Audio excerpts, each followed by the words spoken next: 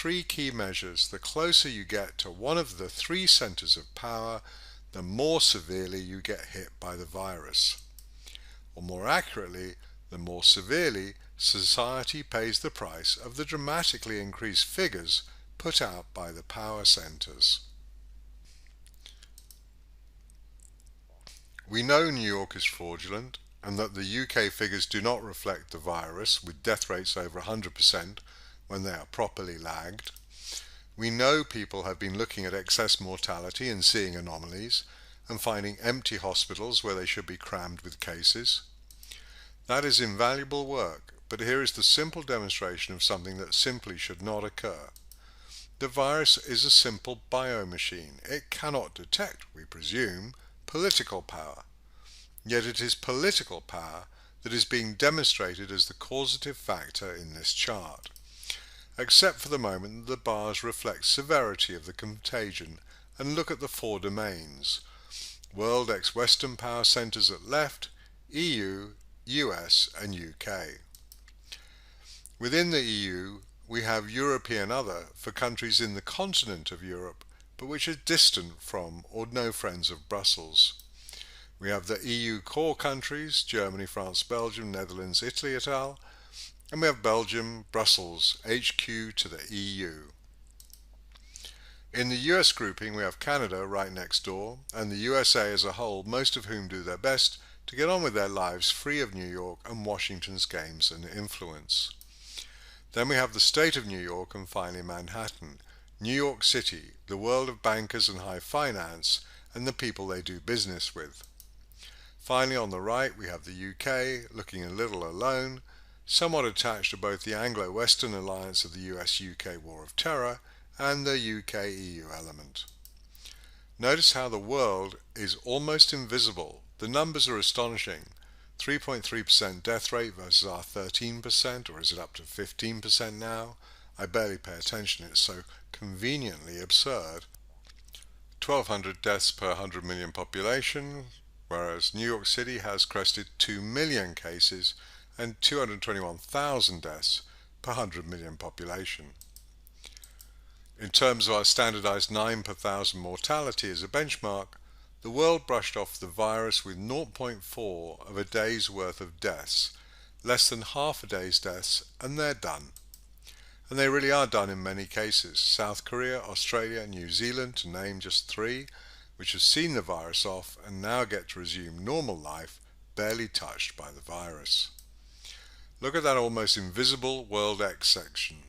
That's what we could have had were we dealing with honest and honourable politicians.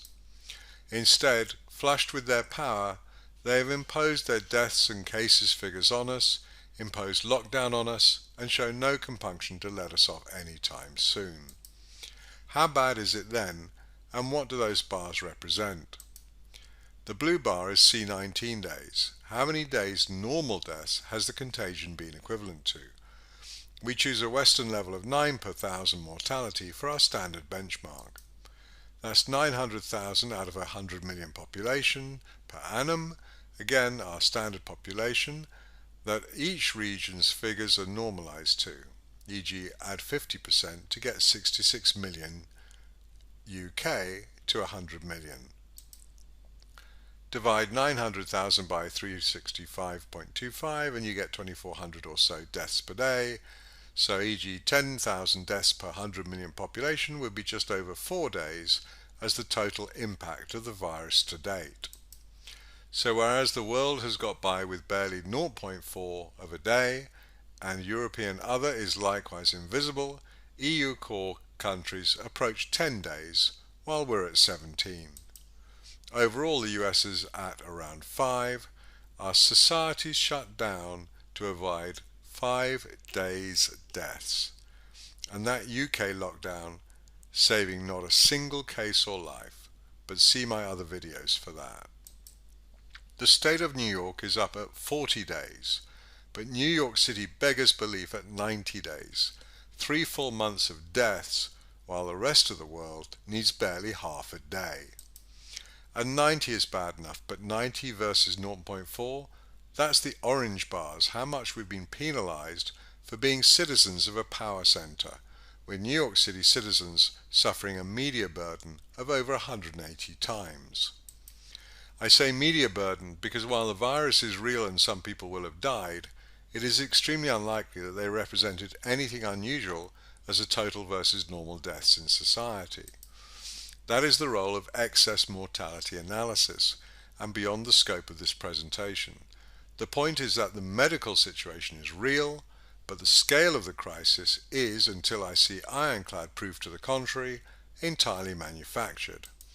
And what proof would you propose to demonstrate that a simple biomachine was somehow genetically attuned to doing far more damage to societies that were Western only political powerhouses? Do they read the media, stay abreast with Fox News and CNN? Do you see COVID-19 talking heads discussing the latest initiatives in Washington, London, New York and Brussels? No, and nor does the virus report its own cases and deaths.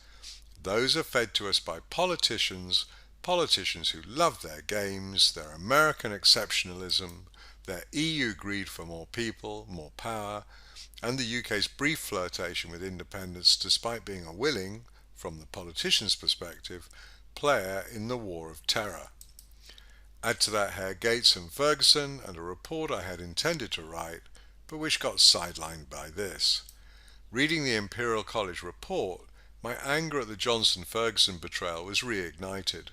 The report is nothing more than a sales pitch for vaccines by massive intervention. Gates predicts a pandemic 5 years ago, lying 26 times in 2 minutes 30 seconds in the Fox News 5th April interview that I took apart a while back. Held a dress rehearsal last year, Event 201 or some such, in October 2019, and funded Imperial College and Ferguson apparently, the author of the utterly bogus 530,000 deaths threat. The report was explicit: mass threat of death, massive intervention, vaccines. As simple as that, and it came to pass. No normal until lockdowns. We knew all that, but as this fell out, it reveals something profound. It is not enough that we are experiencing something. It is that others are experiencing nothing. Our populations are falling over themselves to justify the government position, the biggest instance of Stockholm Syndrome in history. Yet this chart makes clear, utterly clear, that there is an alternative world out there where the issue is negligible and all you had to be was not Western. Just don't be a Western power centre and you can get away with a massively reduced impact on your society. At one remove, just being State of New York or EU core and not Belgium, there's an immediate benefit. At two removes, being out in the main USA, and I should have included California, which has had about a Hubei level contagion, is dramatically better than sharing a state with New York City. Being in Europe, the continent, but no friend of Brussels, has been massively beneficial to Greece and Poland, for example, or Norway. You think lockdown saved you? Do you see lockdown anywhere here? New York City is under lockdown, and it's the worst hit place on the planet. Think how much worse it would have been without lockdown. You're not getting it, are you? Look at those charts. That's not about lockdown. That's distance from the Western schemers. Being an Asian or Far Eastern society, including Australia or New Zealand, is by far the most effective COVID-19 measure a society can have. But where can you buy that? And can you imagine the broadcast? In a new initiative, CDC announces that countries wishing to combat the virus should move away from New York. And yet, as the chart makes clear, it would absolutely be the best move possible. If only we could move countries away from New York, Brussels and London. But many, if not most of us, are in those countries. And there the issue becomes simple. Now that you've seen this, what are you going to do about it?